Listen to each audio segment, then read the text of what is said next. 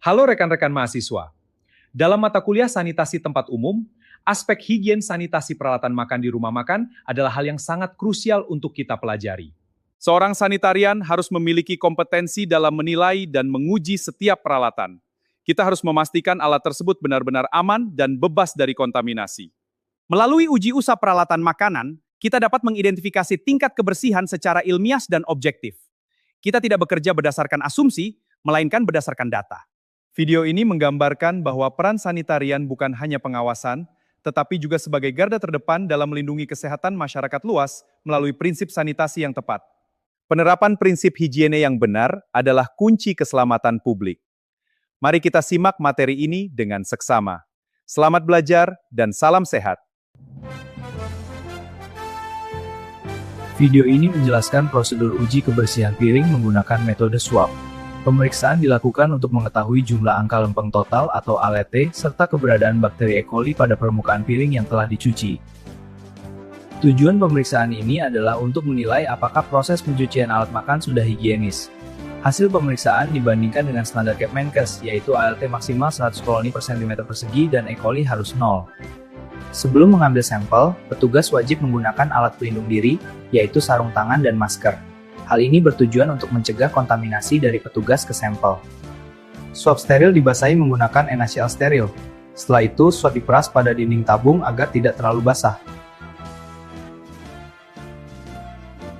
Template berukuran 10 x 10 cm ditempelkan pada permukaan piring yang sudah dicuci dan dikeringkan. Area ini menjadi bagian yang akan diuji. Area dalam template diusap menggunakan swab secara horizontal, vertikal, dan diagonal. Selama proses pengusapan, swab diputar sambil ditekan agar mikroorganisme pada permukaan piring dapat terambil dengan baik. Setelah pengusapan selesai, swab dimasukkan kembali ke dalam tabung berisi NaCl steril. Tangkai swab dipatahkan, kemudian tabung ditutup rapat. Sampel kemudian diberi label yang memuat kode sampel, tanggal, dan waktu pengambilan. Sampel dimasukkan ke dalam cooler box dan harus segera dibawa ke laboratorium, maksimal dalam waktu 2 jam. Di laboratorium, penanaman sampel dilakukan secara aseptis di meja steril dekat nyala bunsen. Teknik aseptis penting untuk mencegah kontaminasi dari lingkungan. Untuk pemeriksaan ALT, digunakan media PCA atau plate count agar. Tabung swab dikocok sebanyak 25 kali, suspensi ini dianggap sebagai pengenceran 10⁻⁻1. Sebanyak 1 ml sampel diambil menggunakan pipet steril, kemudian dimasukkan ke dalam cawan Petri kosong steril. Penanaman dibuat duplo, yaitu 2 cawan untuk 1 sampel.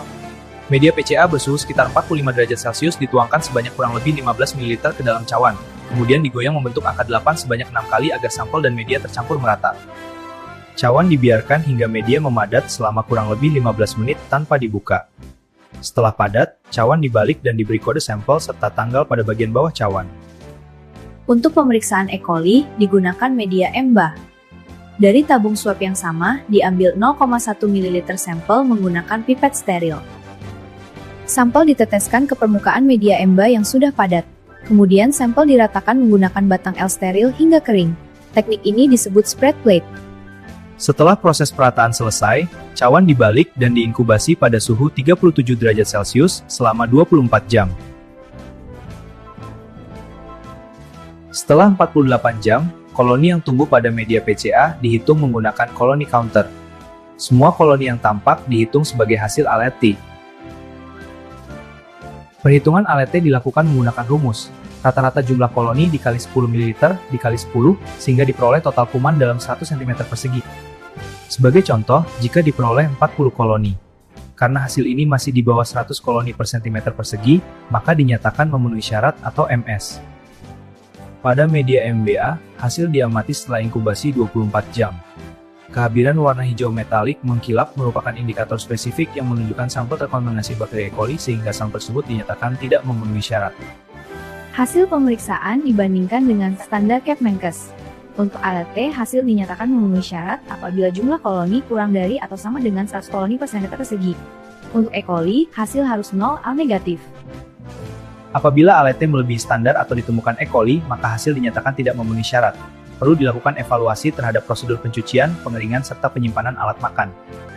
Dengan uji swab, kebersihan alat makan dapat dinilai secara mikrobiologis. Pemeriksaan ALT dan E. coli menjadi indikator untuk memastikan bahwa alat makan aman, bersih, dan memenuhi persyaratan kesehatan.